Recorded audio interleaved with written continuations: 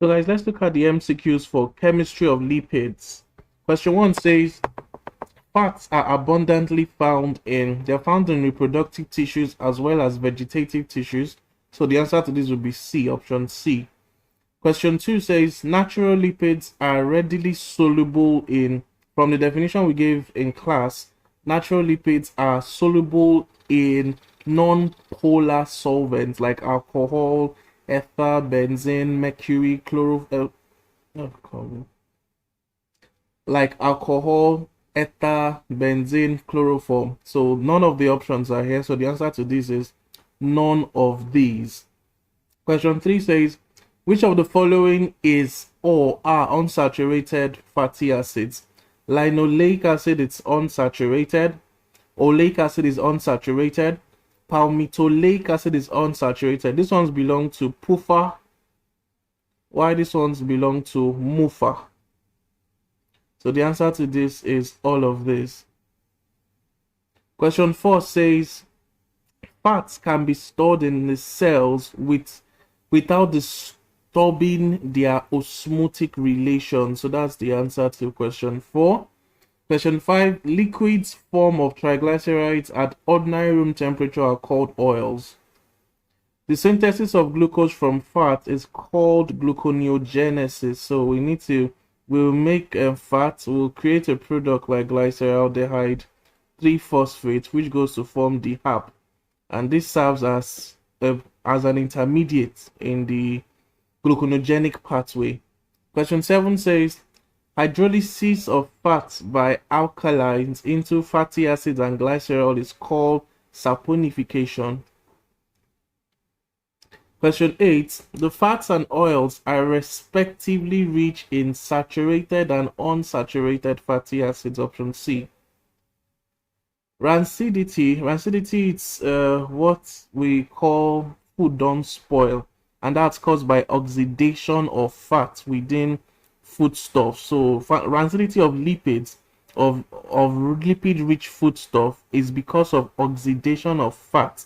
So to prevent food spoilage or rancidity, you could use antioxidants like vitamin A, vitamin C, or vitamin E, majorly vitamin E. Or you could use additives that have antioxidant properties. Question 10, which is a phospholipid? So if you recall, we said phospholipids are divided into two based on the backbone they have. So we have the ones that have the glycerol backbone and the ones that have the sphingosine backbone.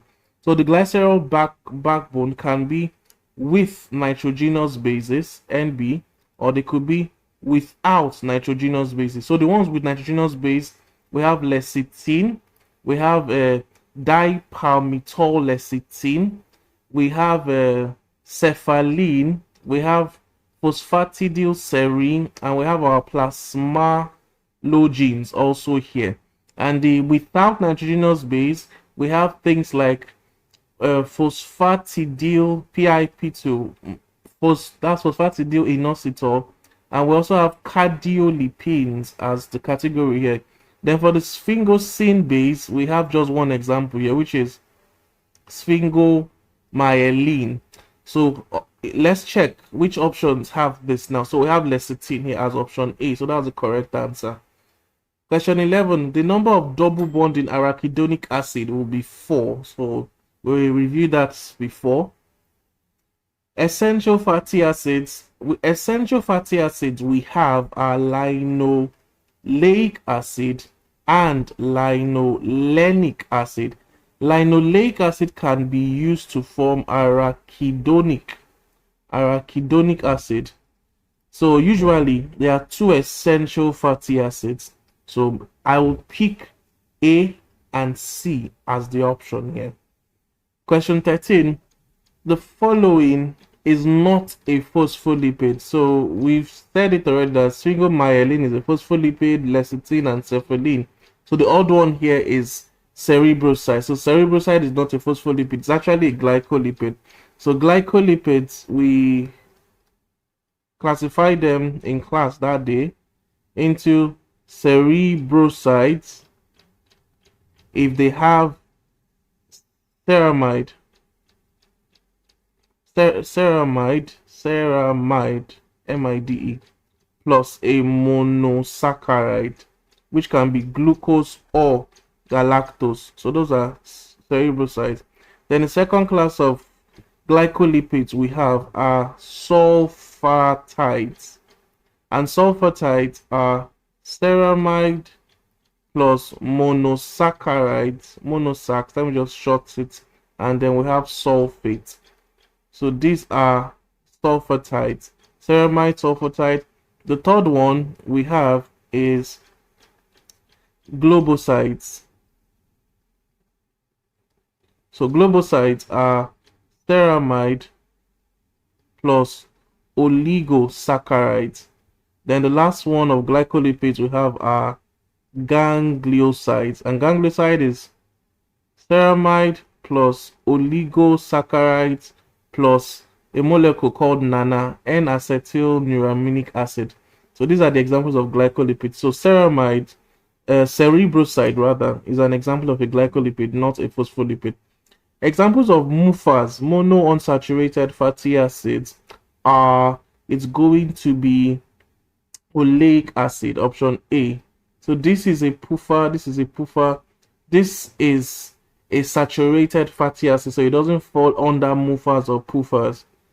High triglyceride content or high content of triglycerides are seen mostly in chylomicrons. More than 80% of chylomicron structure is made up of triglycerides.